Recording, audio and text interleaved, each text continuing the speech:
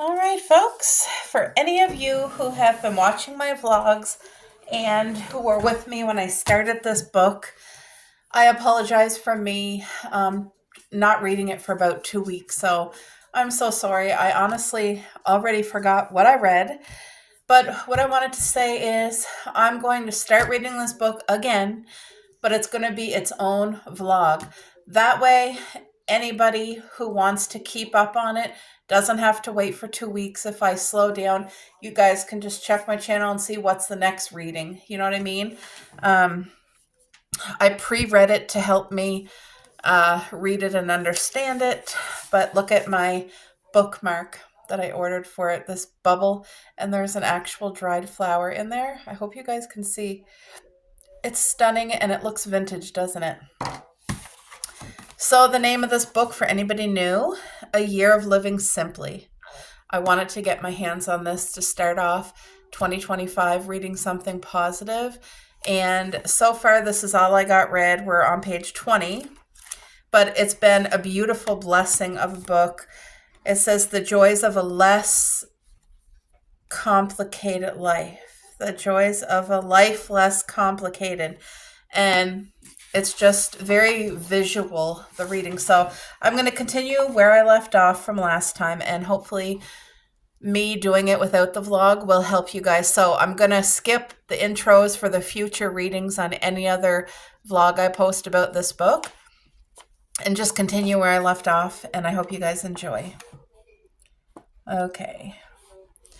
It has become a ritual of mine to walk the last mile of the journey. Ludo pulls into the side of the road at the top of the path that disappears into the woods. The dogs and I jump out and wave him off before plunging into a dappled shade of the sweet chestnuts.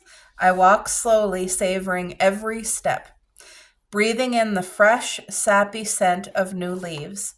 We reach the edge of the trees and walk through grass and wildflowers. Insects buzz, birds flight amongst the hedgerows. We come to the top of the stony track that leads down to our cabin. The dogs recognize it and start to run, although there is still about half a mile to go. But still, I don't rush. I love this walk. Love recalling the first time we came here with Bob and Dee, bumping over the ruts and rocks, entering the cathedral-like gloom of a forest of conifers descending towards a break in the trees.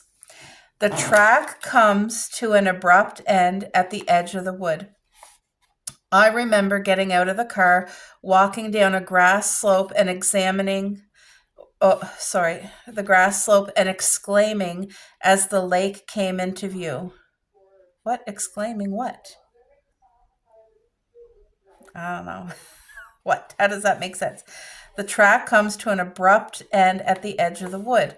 I remember getting out of the car, walking down a grass slope, and exclaiming as the lake came into view.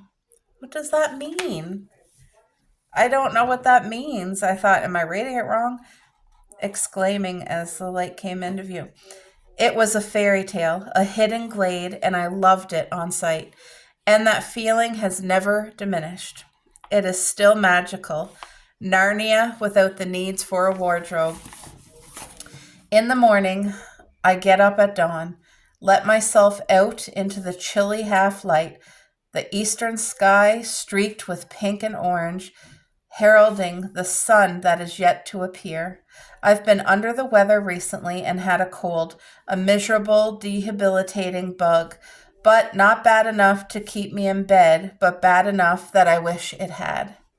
2 weeks of snot and phlegm, ew, a hacking cough and a rasping voice. Today is the first day I felt able to move at a pace faster than an achy walk, and with my dog lopping effortlessly ahead, I break into a tentative run, relishing the freshness of the morning air, the feel of the leaf litter and stone beneath my feet, the early beginnings of dawn, chorus that seems somehow to emphasize the deep silence of a still sleeping countryside. We run, dog and I, up the track through the woods and fields full of bright spring grass and dandelion clocks. I'm just thinking, here she is with a cold, just recovering from a cold, and here she is running and frolicking through the forest. She definitely can do it better than me. There are violets in the hedgerow. I can picture this beautiful, like, open field by the lake and the forest, like where she walks through the dark forest and then comes into the sun. It just seems so beautiful. Like, could you imagine all the fragrances and hearing the birds chirping? And oh, okay. There are violets in the hedgerow, a small white flower I don't know the name of, and the first of bluebells. In the field at the top of the lane are cows and their tiny calves, perfect copper colored miniatures of their mothers, who give low warning moos as we pass, hustling their offspring away from the fence and into the center of the field. We come into the little hamlet of the top of the track, barely a hamlet really, just a handful of houses and a farm, cross the gray ribbon of empty road to skirt along the edge of the field over a stream. Uphill we go towards the old church of the neighboring village, up on the skyline. The dark orange spear of the sun just appeared above the trees behind it. So she's getting ready to watch the sunrise, which is the most beautiful sight. Isn't that a gift? And a lot of times we miss the sunrise because we're busy. But even me, like if I'm even in the bathroom looking out the window, watching the sun come up, it's a gift. It is. It is a week of simple pleasures. There are tasks to do, as there always are when we open up the cabin for the first time after the winter. Small fixes to make, herbs to repot, brambles to cut back. But because we don't have to fit in doing them around an already busy working day, they don't feel onerous.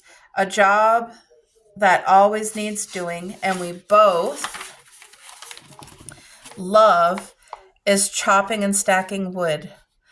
This part of France is full of trees, mainly chestnut and oak, although walnut is grown too. And in autumn, there are stalls at the local market piled high with nuts and bottles of the rich, fragrant oil.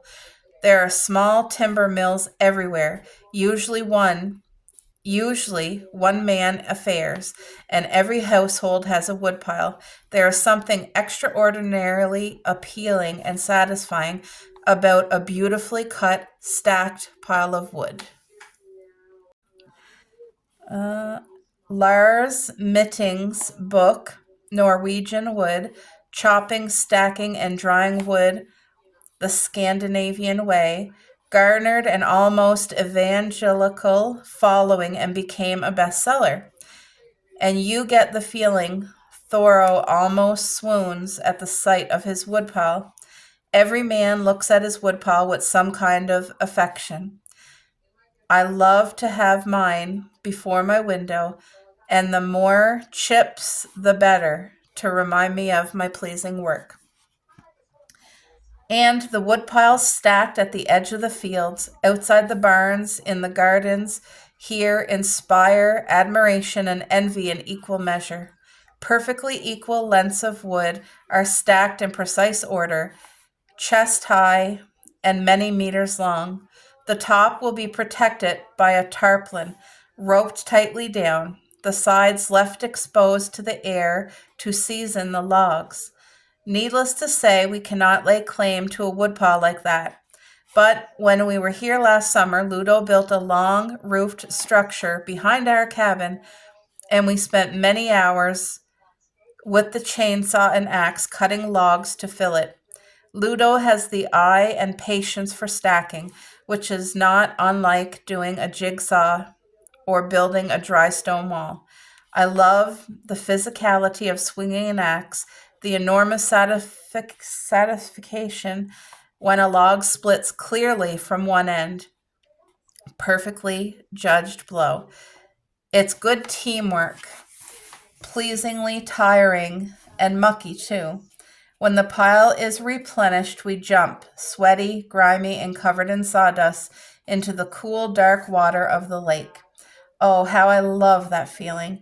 And then we sit, bare skin, on the sun warmed wood of the deck, watching the color starting to leach from the day, the air cooling, the call of a cuckoo against a backdrop of silence. This is a true pleasure of being here, just sitting. The feel of the wood, the smell of the evening, the sounds of the end of the day. These are the things that cost nothing, yet can be so hard to attain. These apparently consequential things are overlooked or overrun by our busy, overcrowded, noisy world, but they are not inconsequential. They make us feel alive, present, and that has become something rare. It is so true. It is so true. That has become something so rare, and that is what I'm working towards to not make it rare. A privilege.